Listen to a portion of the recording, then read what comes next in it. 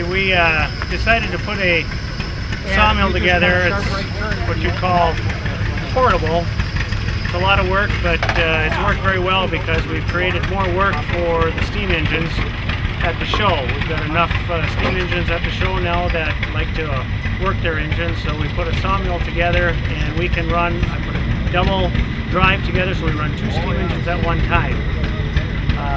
This morning we were running the 16 Russell and the Advance, the 16 Advance, and everything has been going real well. But the whole purpose of this it's Steamer Hill, and we like to keep engines working. There's quite a few guys that want to do productive work with their own, so this is why we're running with 2 steam engines. And throughout the weekend, other engines will take their turns being on the sawmill also.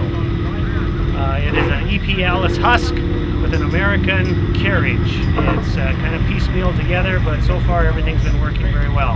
We have a 56-inch blade with a 2.5 style, so it's got 62 teeth.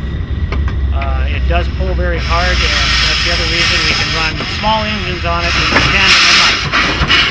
And when we tandem them up, when the small engines are able to pull that big of a blade, and everybody gets to have fun.